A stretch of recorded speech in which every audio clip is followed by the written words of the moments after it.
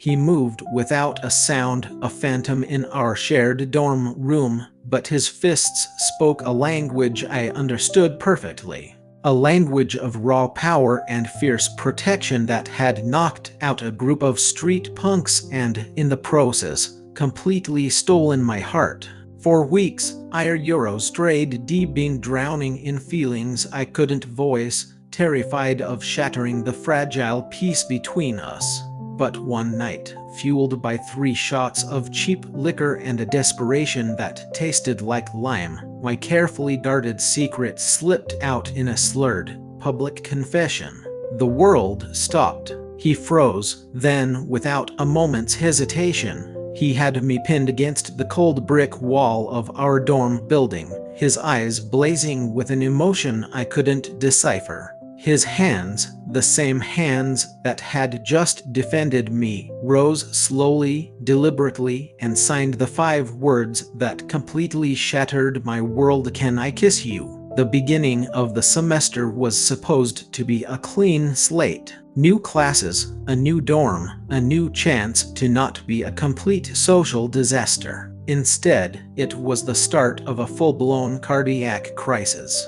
The universe, in its infinite and often cruel wisdom, had assigned me a roommate who was less of a person and more of a walking violation of public decency laws. His name was Carl, and he was so devastatingly handsome it felt like a personal attack. I'm talking about a jawline so sharp it could cut glass, a chaotic massed piece of dark hair that fell into his eyes, and a gaze so intense it could probably short-circuit the national grid. This was not in the student housing brochure. It was the very first day, move-in day. I was attempting to create an illusion of productivity by lying on my new, disappointingly thin mattress, scrolling through the endless void of Reddit. My real goal was to avoid staring at the living, breathing work of art who was methodically unpacking his life across the small room. A post title snagged my attention. My roommate is insanely hot. What do? I let out an involuntary snort, my eyes flicking over to Carl. He was now hunched over his own desk, his thumbs a blur across his phone screen. A look of intense concentration on his face as if he were disarming a bomb and not just playing a mobile game. My own fingers hesitated over my phone's keyboard. I typed out a single, unhelpful suggestion: jump him. A second later, I deleted it with a shudder. Yeah, right. I didn't trade T have that kind of courage in my entire genetic lineage. Besides, a guy who looked like Carl was probably so straight he made rulers look bent, and I wasn't particularly eager to get my heart curb stomped for the 5th time. I risked another glance. He must have just showered. His dark hair was still wet, clinging to his temples and forehead in a way that was fundamentally unfair to my nervous system. A few stray strands drooped into his eyes, and he blew them away with an impatient puff of air, revealing a face that could have launched 1,000 ships, or at the very least, 1,000 desperately written fan fictions. I was so caught up in my blatant gawking that the sharp crack of sound right next to my ear made me jump. My trance was shattered. Carl was climbing onto my bed. My bed. His phone was clutched in his hand, and his brow was furrowed with a frustration that, on him, just looked ridiculously attractive. He settled next to me without ceremony, shoved his phone into my line of sight, and his hands began to move, signing with a velocity that turned his fingers into a blur. My brain scrambled to keep up. Eurostrade picked up some basic American Sign Language from a few late-night YouTube spirals, but this was like trying to read the fine print on a contract being fired out of a cannon. Whoa, slow down, man, I managed, gently tapping his forearm. He let out another huff, his lower lip jutting out in a pout that was so unfairly cute it should have been illegal. and began to sign again, this time at a pace a mere mortal could comprehend. They called me a mute who can only type, his hands explained. Said I strayed am too scared to talk on mic. His eyes were practically shooting sparks of indignation. I glanced down at his phone. The game chat was a toxic wasteland of insults, exactly as he strayed described. Some anonymous jerk was relentlessly mocking Carl for his silence. Well, they're not exactly wrong, I muttered under my breath, and then immediately winced at my own stupidity. Carl's eyebrows shot up into his hairline. I waved my hands frantically. Kidding. I'm kidding. They're total jerks. Let's absolutely roast them. A slow grin spread across his face, a wicked little smirk that sent my heart rate into uncharted territory. He nodded, then opened the team's voice chat. Oh, he was serious. I cleared my throat, summoning every ounce of sarcastic bravado I possessed. All right, listen up, you keyboard warriors, I began, my voice dripping with disdain. If you spent half as much time practicing your aim as you do crying in the team chat, you might actually win a match for once. My boy Carl here is carrying your sorry butts through this game, so maybe show a little respect before he decides to mute you in real life permanently. I risked a sideways glance at Carl. He was staring at me, his eyes wide and shining, as if I had just single-handedly discovered a cure for the common cold. There was an almost visible halo of admiration shimmering around his head, and my ego inflated like a parade float. I was on a roll. I kept going, unleashing a torrent of carefully crafted PG-13 insults, dismantling their fragile egos one witty comeback at a time. I was a gentleman, after all. A gentleman with a sharp tongue. By the time I was done, the enemy team was silent. Total victory. I handed the phone back to Carl, who was now sprawled comfortably across my bed, his thumbs flying as he typed, undoubtedly rubbing a generous amount of salt into their freshly opened wounds. The smug look on his face was utterly adorable.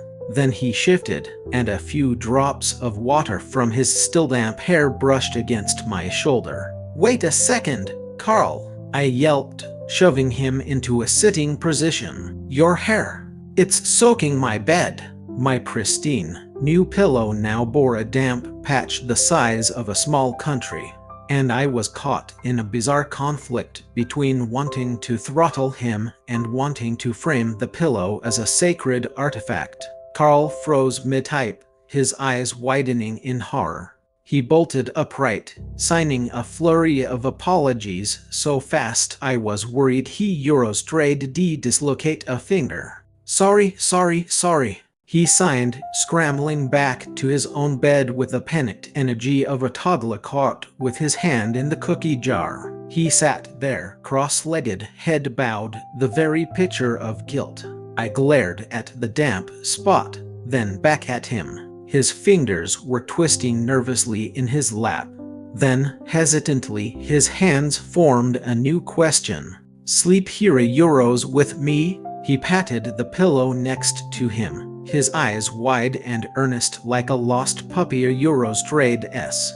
And just like that, I was done for. My brain was a flashing neon sign screaming, danger, straight boy alert, evacuate. But my heart had already packed its bags and moved in. I eyed my ruined pillow, then looked back at Carl's stupidly, impossibly perfect face. Fine, I grumbled, the sound betraying none of my internal turmoil as I climbed onto his bed. But if you drool on me, I'm charging you rent. He grinned, a brilliant, triumphant smile, and scooted over to make room. I lay down, every nerve ending hyper-aware of the scant inches separating us. The dorm bed was narrow, a cruel joke played on college students everywhere. and his arm brushed against mine, sending my pulse into a frantic drum solo. I stared at the water-stained ceiling, desperately trying to think of anything other than how close he was. Taxes, my grandmother's knitting club, the chemical composition of soap. Nothing was working. So, you were Euros, you game a lot? I asked, my voice strained, desperate for any distraction. He nodded, his hands moving to sign every day. Then he grabbed his phone, typed something out, and showed me the screen. The text read, "You're good at trash talking. Teach me." I let out a laugh, a real one this time, and some of the tension in my chest eased. Deal, but you have to teach me your secret to looking that good with wet hair. He tilted his head, a look of pure confusion on his face, and I realized with a jolt of horror that I had said that last part out loud. Please, let the ground open up and swallow me whole. Thankfully, he didn't press the issue. He just flopped back onto his pillow, signing, "Sleep now." I nodded, closing my eyes, but sleep was a distant, unattainable dream. Carl was right there, a warm, solid presence beside me, and I was already in way too deep. This was going to be a very, very long semester. I was in Carl's bed, and it was officially a problem. Not because the mattress had the structural integrity of a wet crackery Euros though, let's be honest. All dorm beds are essentially just plywood platforms where dreams go to dear Euros, but because Carl was sitting cross-legged in front of me, handing me a towel as if I were his personal on-call hairstylist. His hair, still stubbornly damp from his earlier shower, was dripping tiny, perfect beads of water onto the collar of his t-shirt, and I was somehow expected to rub it dry without suffering a major coronary event. No pressure at all. "Sit still," I commanded, forcing my voice to sound casual and not like I was internally screaming into a pillow. Carl nodded obediently, closing his eyes and tilting his head up slightly, like a model posing for a high-end shampoo commercial. His eyelashes were ridiculously long, fanning out against his cheekbones, and I was struck by a powerful, conflicting urge to either kiss him senseless or book the next flight to a remote, uninhabited island. I opted for the towel. I draped it over his head and began to scrub gently, treating his hair with the reverence of someone polishing a priceless artifact, which, in a way, he was. The most torturous part of it all was that if I didn't know for a fact that Carl was straight, I would swear he was flirting with me. The subtle way he leaned into my touch, the soft, contented little hum that vibrated in his chest when my fingers hit just the right spot behind his eerie Euros, it was pure, unadulterated agony. My heart was performing a complex gymnastics routine in my ribs, and I was praying to any deity that would listen, that he couldn't feel it. I simply wasn't built for this level of proximity to perfection. His face was an infuriating combination of sharp, masculine angles and soft, inviting lips. And I was just a Euros me, a guy with a towel and a crush that had grown to the size of a small continent. I was mid-scrub, lost in a haze of his clean scent and the soft texture of his hair, when his hand suddenly landed on my chest. It was placed directly over my heart. I froze completely. His palm was warm, a searing heat that burned through the thin cotton of my t-shirt, and I was certain my pulse was loud enough to register on the Richter scale. Carl's eyes snapped open, filled with a look of innocent curiosity. His hands moved, slow and deliberate.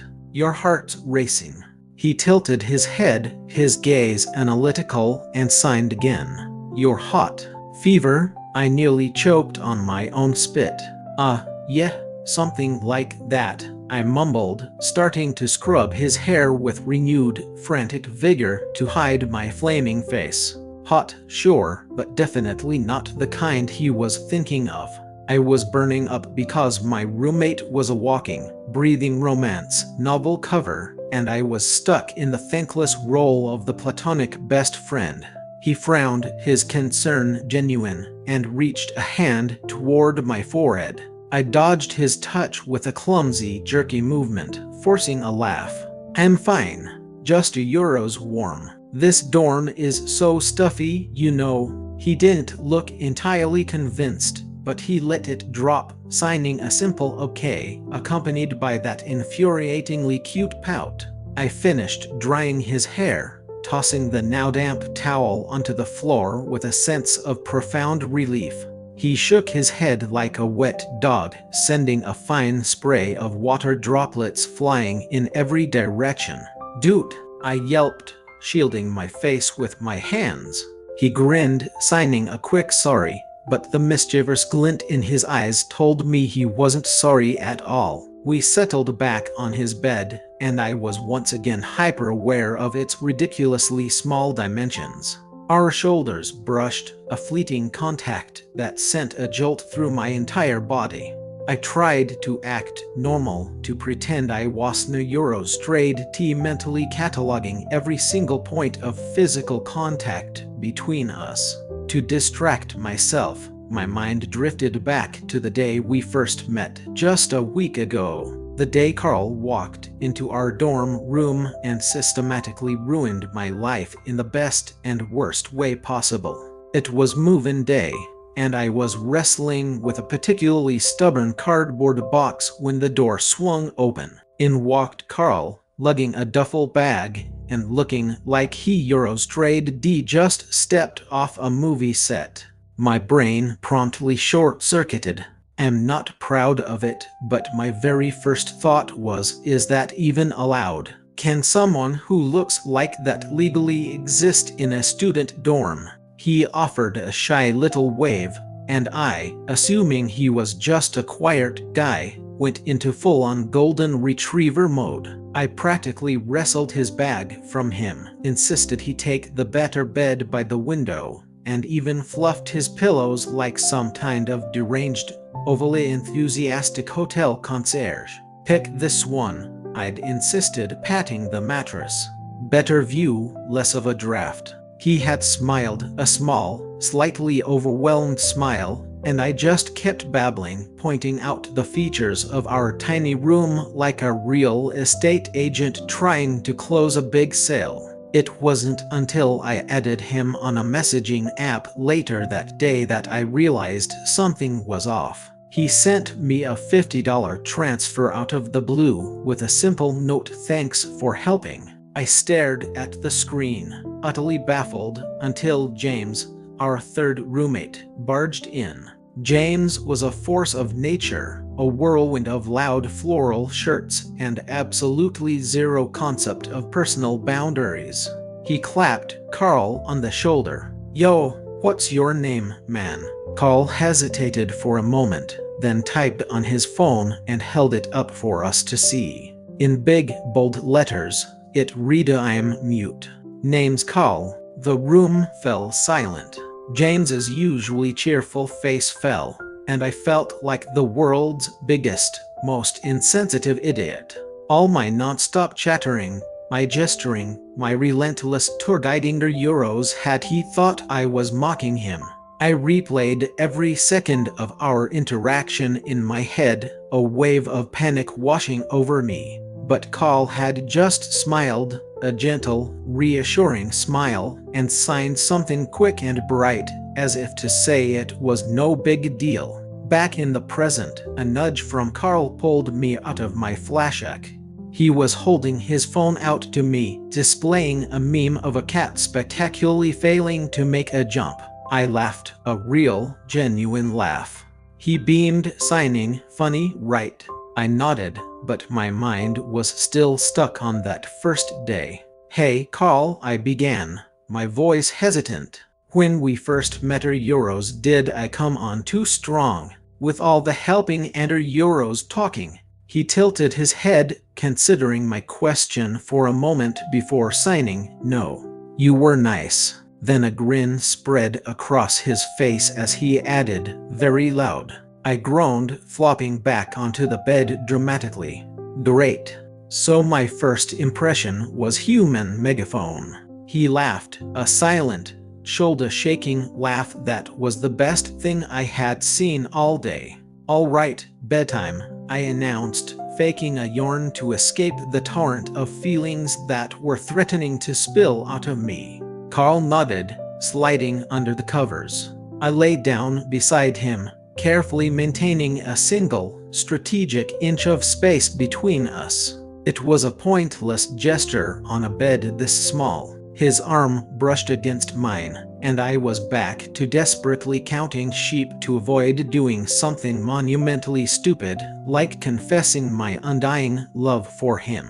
As I stared at the ceiling, Carl shifted, his knee bumping against mine. His hand moved in the dim light, signing a simple good night, his fingers brushing my arm as they fell. I mumbled back night, but my heart was still racing a frantic marathon in my chest, and I knew sleep was a lost cause. Carl was too close, too warm, €2 everything.